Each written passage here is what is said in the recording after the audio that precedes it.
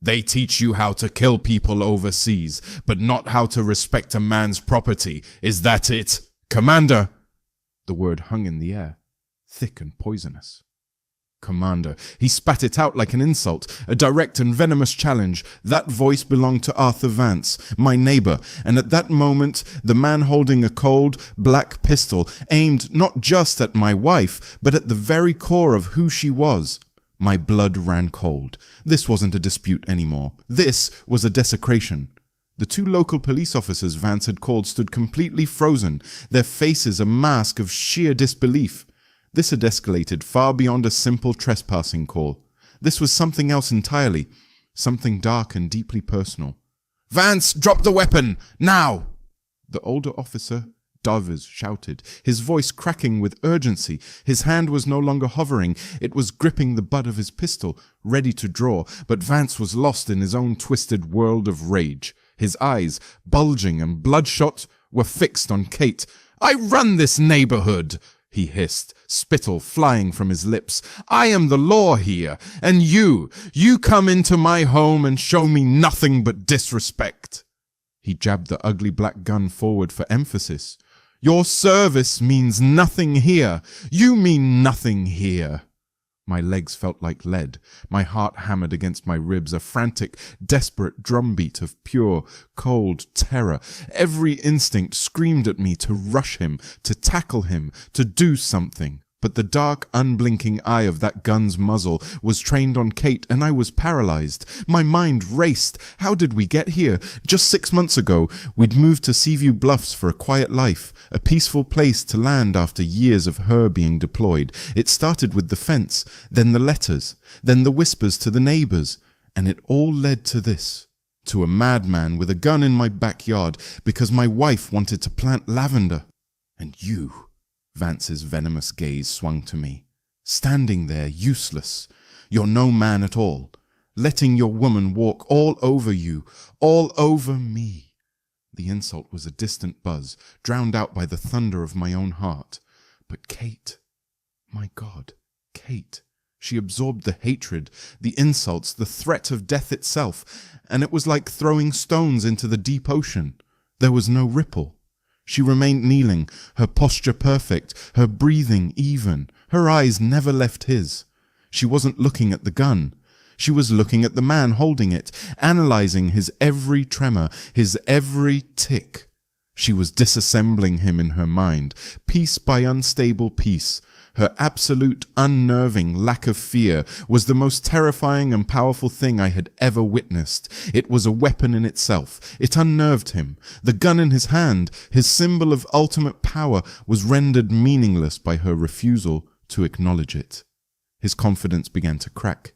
His hand trembled. In that razor-thin moment of hesitation, she acted. Not with her body, but with her voice. She turned her head, just slightly, to lock her eyes with mine. Liam. The single word cut through the chaos, a beacon of pure command. The world around us faded away. There was only her plan, and my part in it. She held my gaze, and I knew, with a certainty that chilled me to the bone, that this was not the end. It was the beginning. She said, "Get the briefcase." The blue one. My wife's voice cut through my terror, a lifeline in a storm of chaos. "Get the briefcase! The blue one!" For a split second, my body refused to obey. Every instinct screamed that turning my back on a man with a gun was suicide. The animal part of my brain wanted to stay put, to keep my eyes locked on the threat. But it was Kate's voice. And in our 14 years of marriage, through deployments, through uncertainties, through joys and sorrows, I had learned to trust that voice more than I trusted my own fear. It was a command born not of panic, but of a plan. My part was simple. Obey. I took a slow, deliberate breath and turned. The world seemed to hold its breath with me. I could feel Arthur Vance's confused, hateful glare on my back. I could feel the shocked stillness of the two police officers. Walking away from the confrontation felt like stepping off a cliff, putting my faith in a parachute I couldn't see. I walked across the lawn, each step an eternity, my ears straining for the horrifying sound that I prayed would not come. The cool brass of our back door handle met my palm, and the moment I stepped inside, the sudden quiet of our home was deafening. The chaos was outside, and here was our life. The photos on the wall, the book Kate had left on the armchair, the scent of coffee from this morning. And as I stood there, the adrenaline dump hit me, my mind reeling backward, furiously trying to connect the dots from the peaceful dream we'd moved here for, to the waking nightmare unfolding on our lawn. How did we get here? It had only been 6 months. 6 months since we'd bought this house in Seaview Bluffs. It was supposed to be our forever place, a quiet coastal community where the loudest sound was the crashing of the waves. After years of the transient life of a military family, we wanted roots. I could work on my journalism from anywhere, and with Kate assigned to a shore-based role at the nearby Coronado Naval Base, it seemed perfect. She was deliberately vague about her work. Logistics and analysis, she'd say, and I never pressed. Her world had its secrets. Our home was where she could leave them behind. The house was beautiful, but it was the yard, specifically that strip of land at the back, that sold us. It was a 50-foot stretch of green that ended in a bluff, offering a panoramic, million-dollar view of the Pacific Ocean. It was where we were going to put our Adirondack chairs, drink our morning coffee, and watch our future unfold. I remember the day we met Arthur Vance. He'd come over with his wife, Eleanor, bearing a bottle of wine and a practiced, welcoming smile.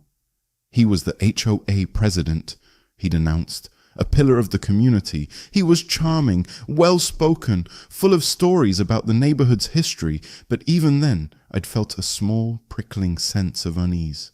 His eyes lingered on our bluff just a little too long. His questions about Kate's work, while seemingly innocent, felt a bit too probing. The first shoe dropped a month later. Vance caught me at the mailbox, his smile firmly in place. "Liam, my friend," he'd started, a tone that always preceded an unwelcome request. He mentioned the bluff. He explained in a patronizing way that there was an old community bylaw, an aesthetic easement, that designated that strip as HOA common property. "Just so we're all on the same page," he'd said, "we ask that you don't place any permanent structures back there. It's for everyone's enjoyment, you see."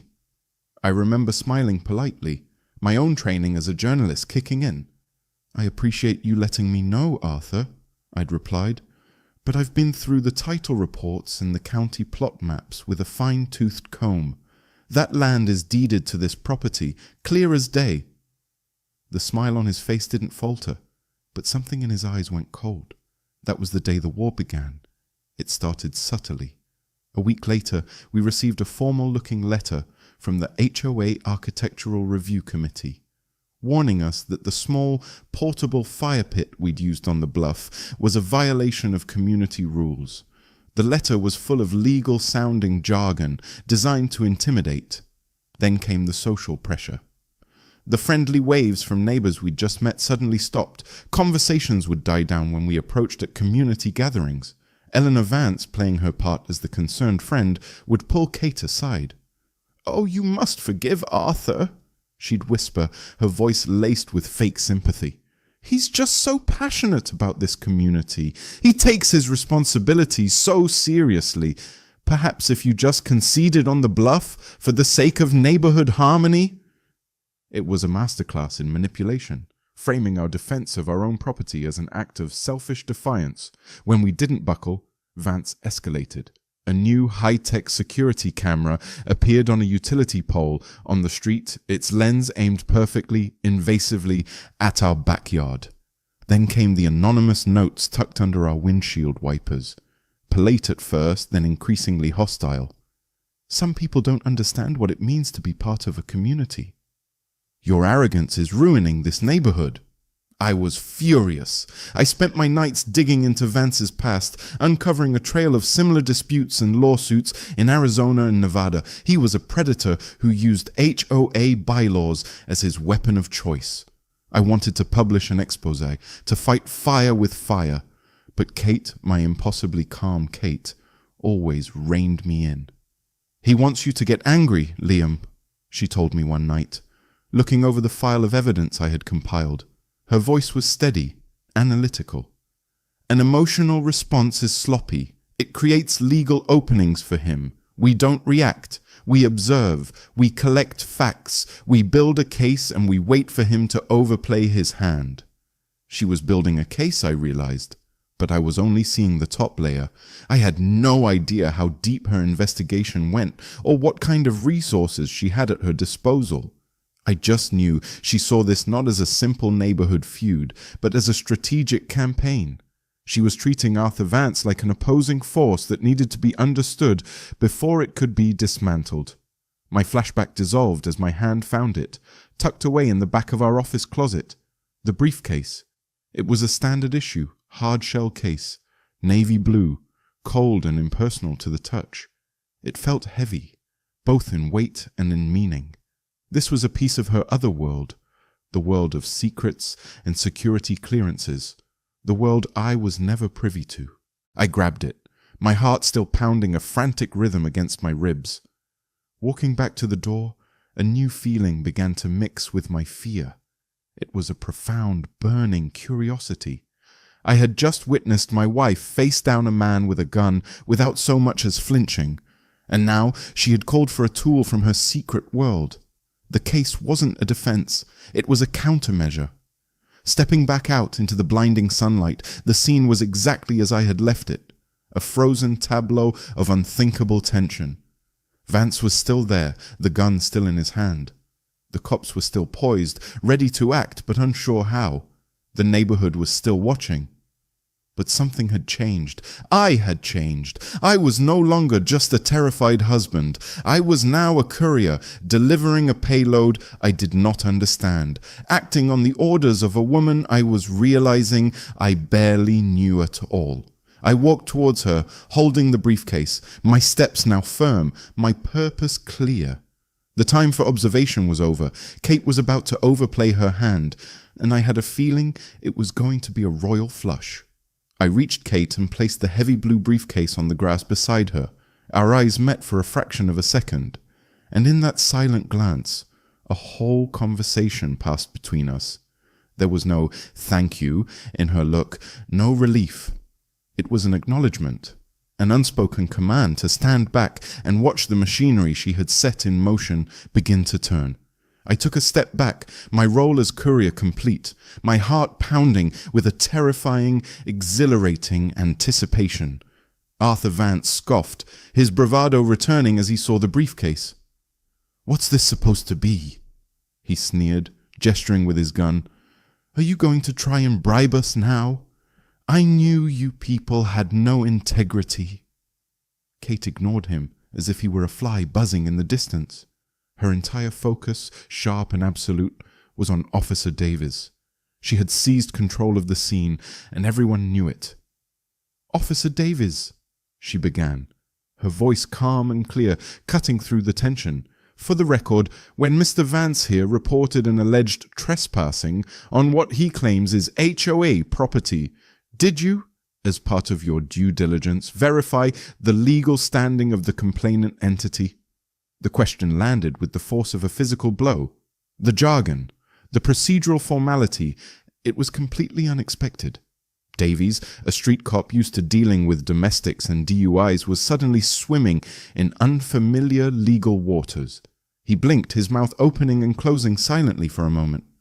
"Ma'am, we're responding to a call." "A call made by whom?" Kate pressed, her tone patient as if explaining a complex concept to a child. "An individual or a legally recognized corporation? Because homeowners associations in the state of California are, by law, non-profit mutual benefit corporations, required to be registered with the Secretary of State. They have bylaws, articles of incorporation, and accountable officers. So, I'll ask again, who is your complainant?"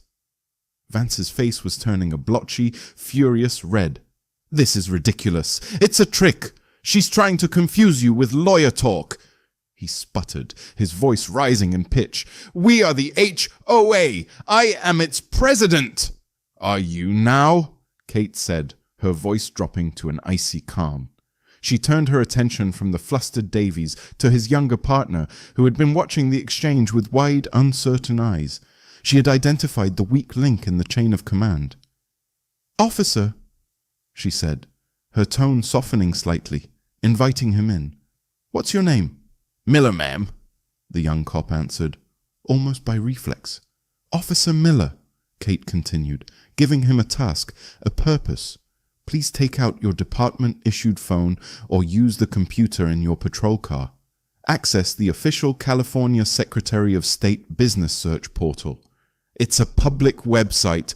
I want you to run a search for a registered corporation or association under the name Seaview Bluffs Homeowners Association. Go ahead. We can all wait." She had just given a direct order to a police officer, and the astonishing thing was he began to follow it. He gave a hesitant look at his senior partner, then, compelled by the sheer force of her authority, he turned and walked briskly toward his patrol car. The power dynamic on my lawn had been completely upended. With Miller occupied and Davies and Vance temporarily neutralized by confusion, Kate finally knelt down and turned her attention to the briefcase. Click, click. The sound of the two chrome latches flipping open was unnaturally loud in the tense silence. My breath caught in my throat. This was it. The secret weapon, the documents, the evidence that would end this nightmare. She opened the lid. I leaned forward, trying to see. But it wasn't what I expected at all. There were no files, no stacks of legal papers. Instead, I saw a swatch of dark, navy blue fabric folded with a precision that was almost mathematical, and beside it, a flash of brilliant, polished gold. My mind struggled to process what I was seeing. It looked like a uniform. Kate looked up, her gaze sweeping over Vance's bewildered face one last time. "There are different kinds of authority in this world, Mr. Vance," she said, her voice quiet, but carrying the weight of an iron bell. "And you seem to be fundamentally confused about which one is in effect today." Slowly, reverently, she lifted the contents from the case. It was indeed a uniform jacket, perfectly pressed. The golden gleam I had seen came from the gleaming buttons and the intricate insignia on the sleeve. Then she did the last thing any of us expected. Holding the jacket carefully over her arm, she turned her back on all of us, on the sputtering rage of Arthur Vance, on the stunned silence of Officer Davies, on the worried curiosity of our neighbors, and walked toward the open door of our house. She didn't run. She didn't hurry. Her pace was measured, purposeful. It was the walk of someone who was not retreating, but preparing for the final decisive move of a game that she had been choreographing all along. Vance stood there, gun still in hand, but now looking utterly foolish, his threat hanging impotently in the air. What is she doing?" he stammered, his bluster finally collapsing into genuine confusion. "Where is she going?" I didn't have an answer for him. I had no idea what she was doing, but as I watched her disappear into the quiet of our home, one thought crystallized in my mind with absolute certainty. This wasn't an escape. It was an escalation, and whatever was about to happen next, it would change everything. The screen door clicked shut behind her, leaving a void in the backyard that was more charged and volatile than the chaos that had preceded it. We were left in a stunned, suspended silence, a bizarre tableau under the bright California sun. Vance stood there, gun still held loosely in his hand, his face a canvas of disbelief and thwarted rage. The neighborhood spectators, who had gathered to witness a simple dispute, were now glued to a drama they couldn't comprehend. Officer Davies looked utterly lost, a man whose entire procedural playbook had just been thrown into a bonfire. He glanced from the closed door to Vance's gun to my face, searching for some kind of script, and finding none. The longest minute of my life ticked by. The wind rustled the leaves in the jacaranda tree. I could hear a plane droning high overhead, oblivious to the life and death standoff on this tiny patch of earth. "What is this? Some kind of cheap trick?" Vance muttered, more to himself than to anyone else. He was trying to wrestle back control, to repaint the situation in a light that made sense to him. Some kind of costume party. Just then, Officer Miller, the younger cop, came jogging back from his patrol car. He was pale, and he held his phone in his hand like it was a venomous snake. He opened his mouth to speak to Davies, but no words came out. He simply shook his head, a look of profound shock on his face, and then we heard it. It wasn't a footstep. It was a sound I had never heard in our home before. It was the sharp, authoritative click-clack of hard-soled dress shoes on our hardwood floor. It was a sound of purpose, a sound of ceremony, a sound that announced an arrival. The screen door opened again, and the woman who stepped out was not the one who had gone in. It was my Kate, yes, but she had been transformed. She stood there, and the entire world seemed to recalibrate around her. She was wearing the full-service dress blue uniform of a United States Navy officer. I took in the sight, piece by staggering piece. The perfectly creased dark navy trousers, the pristine starched white shirt and black tie, and the jacket. The jacket was a work of art and authority. Its crisp, clean lines spoke of discipline. Its gleaming golden buttons shone like medals in the sun. On her chest was a formidable stack of ribbons, a silent, colourful testament to a career of service and sacrifice I had only ever known in abstracts. I saw colours for campaigns in places I couldn't name, and medals whose significance I couldn't fathom. And then my eyes were drawn to the markers of her station. On the collar of her jacket, a single golden oak leaf, intricate and undeniable. On the sleeves of her jacket, the golden stripes of her rank. She was a commander, not a manager, not a supervisor, a commander in the United States Navy. But it wasn't just the clothes. It was her. She wore the uniform as if it were a second skin. Her posture was perfect, her shoulders squared. The quiet confidence she always possessed had now been given form, a visible manifestation of the power she had held in reserve all along. She had absorbed all of Vance's hatred and threats, and she was now reflecting it back at him, not as anger, but as pure, cold, institutional authority. A collective gasp went through the small crowd of neighbors. Jaws literally dropped. Vance's face collapsed.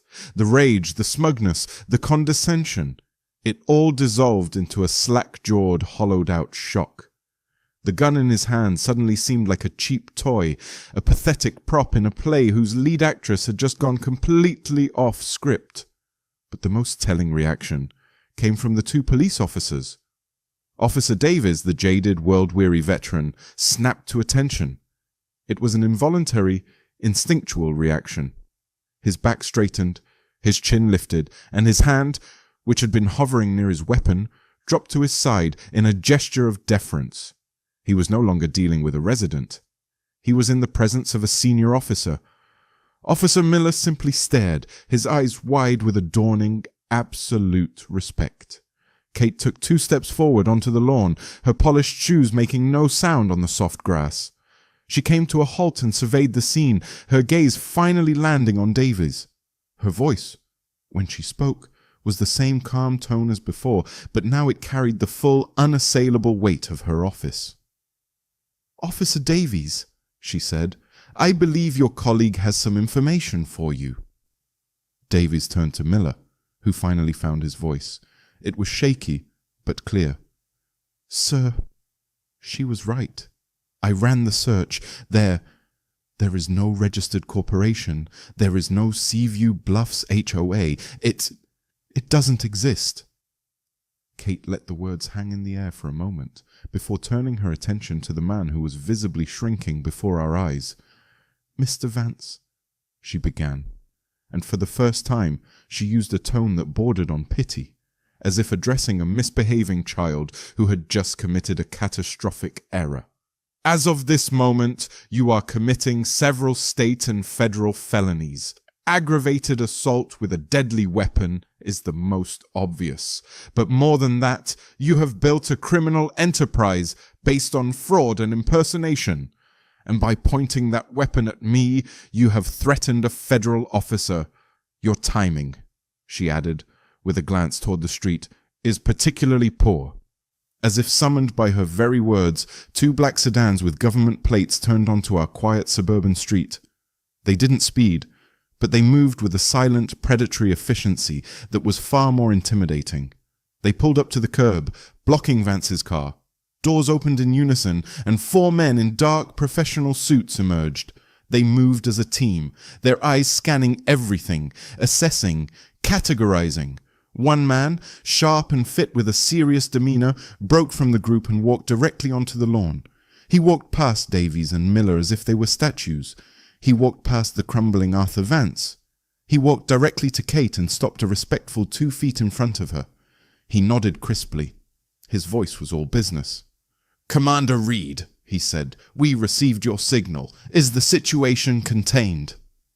The confirmation of her title, spoken aloud by a federal agent, was the final, devastating blow.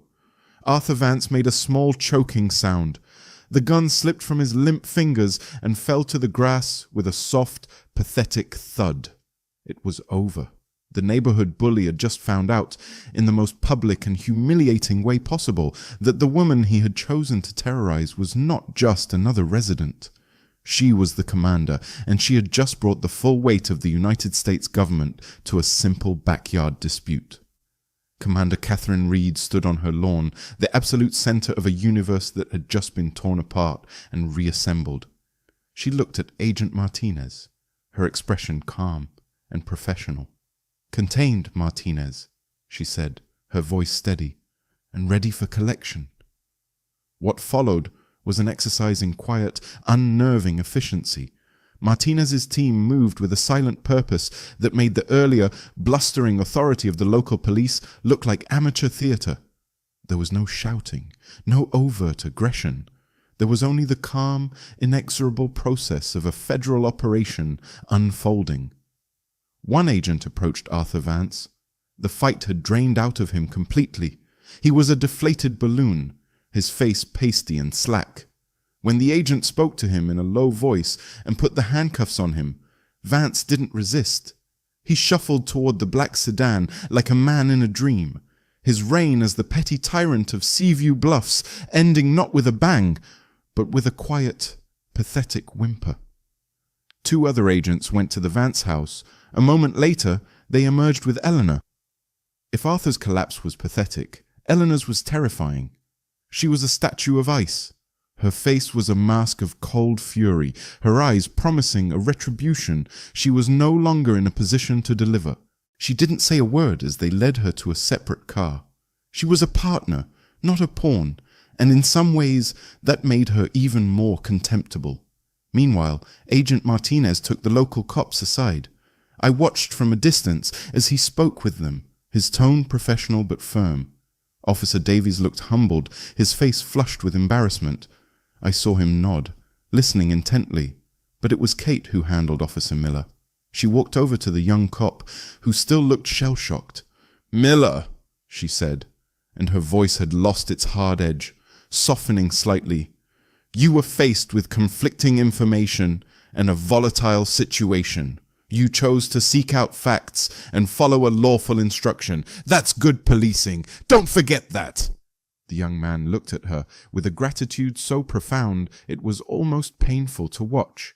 She had just given him back his career and his confidence. As the black sedans pulled away, taking the poison out of our neighborhood, a strange quiet descended.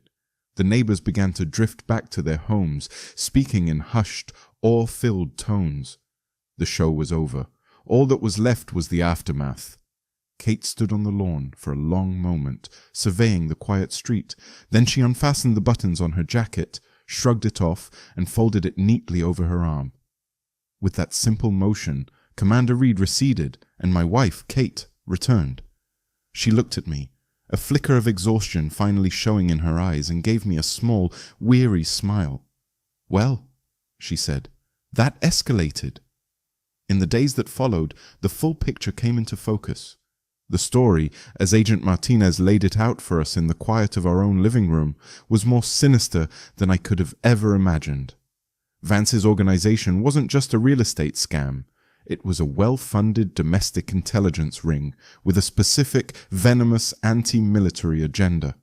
Their goal was to systematically harass, intimidate, and force out military families, particularly those with connections to special warfare or naval intelligence, from key coastal communities. They would then acquire the property through shell corporations, creating sanitized, controlled enclaves free of what their shadowy benefactor deemed a disruptive and secretive military presence. Vance, it turned out, was a Naval Academy washout, kicked out in his third year for psychological instability and an uncontrollable superiority complex. His entire life since had been a bitter crusade against the institution he felt had rejected him. He targeted successful officers like Kate with a special, personal vitriol. Our home, with its strategic view and its proximity to the Coronado base, had made us a prime target from the day we put in an offer. Listening to it all, I finally understood. Kate's caution, her methodical data collection, her refusal to engage with Vance on his terms, it wasn't just a strategy for a neighborhood dispute. She had recognized the signs of something far more organized and dangerous. She hadn't been fighting for our backyard. She had been defending a front line I never even knew existed.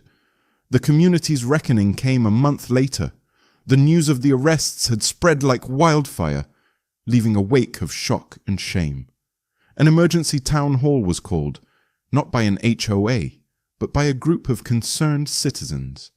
The meeting was held in the local library, and the atmosphere was a heavy mix of guilt, relief, and a fragile, emerging hope. One by one, people stood up. A woman from down the street tearfully confessed to writing one of the anonymous notes, admitting she had been swayed by Vance's charismatic lies.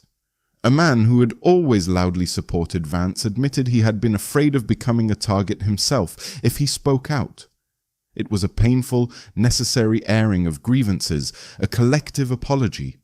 A retired lawyer named Thomas Chen stood up and proposed they form a new, legitimate homeowners association, one built on transparency and rotating leadership, with strict checks and balances to prevent anyone from ever accumulating that kind of power again. The motion passed unanimously. Then Margaret Williams, a 73-year-old retired schoolteacher with a fierce spirit, stood and pointed a finger at Kate. "Well, I think we all know who should be our first president," she declared. The room erupted in thunderous applause. Everyone was looking at Kate. She let the applause die down, then stood. "Thank you, Margaret. Thank you, everyone," she said, her voice warm and genuine. "I am honored, truly, but I have to respectfully decline." A disappointed murmur went through the room. "My family and I came here for peace, not for power," she continued, "but I will gladly serve on the new advisory board. I'll help in any way I can, but what this community needs isn't one strong leader. It needs a community of strong neighbors, looking out for each other." She paused, looking around the room. Real strength isn't about having power over people. It's about empowering people to protect themselves and their community. That's a lesson I learned a long time ago, and it's one we can all practice right here. Her words became the unofficial motto of the new Seaview Bluffs. Before the meeting ended, Thomas Chen made one final proposal. He moved that the bluffside strip of land behind our house, the source of the entire conflict, be officially and publicly recognized on all community maps. The proposal passed without a single objection. It was now to be known as the Reed Carter Overlook. 6 months later, I stood on that very overlook, leaning against the railing of a newly installed safety fence. It was a beautiful Saturday afternoon. The air was filled with the smell of barbecue and the sound of children's laughter. Our new neighborhood was holding its first annual Unity Day celebration. The change was remarkable. The fear was gone, replaced by an easy, open friendliness. Kids played games on the same street where federal agents had once taken down a criminal enterprise. I saw Kate across the lawn, no uniform in sight, wearing jeans and a simple t-shirt. She was showing a group of teenagers some basic situational awareness techniques, not self-defense, but how to be confident, how to notice their surroundings, how to use their voice to de-escalate a situation. She was teaching them strength, not violence, The kids adored her. Later that evening, as the sun began to dip below the horizon, painting the sky in brilliant strokes of orange and purple, Kate and I sat in our Adirondack chairs on the overlook. We watched the waves roll in, a peaceful, timeless rhythm. The quiet we had moved here for, the quiet that had been so violently shattered, had finally returned, deeper and more meaningful than before. "Do you ever regret it?" I asked, breaking the comfortable silence, revealing everything. "You gave up a lot of your privacy that day." Kate was quiet for a long moment, her eyes on the endless ocean. She then pointed to the new, handsome wooden sign at the entrance to the overlook path. It read, "The Reed Carter Overlook, a community protected by truth and unity." "Some secrets are there to protect a mission, Liam," she said softly. "They're a shield.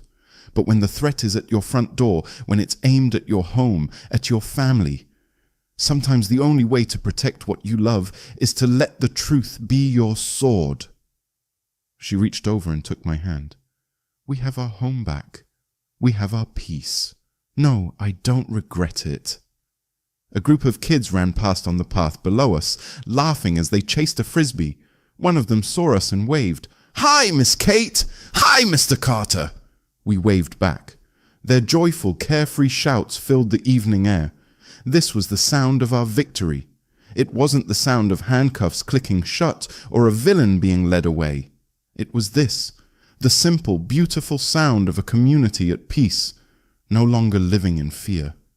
I looked at the strong, brilliant woman beside me, then at the peaceful neighborhood spread out before us. The 6-foot fence Vance had once terrorized us over was never built. It turned out we didn't need it. We had something much stronger. We had each other, and we had a community that had learned the hard way that the best way to protect what matters most is to refuse to back down when you know you're right. And sometimes, if you're lucky, the quiet neighbor you think you know has been secretly keeping the whole world a little bit safer all along.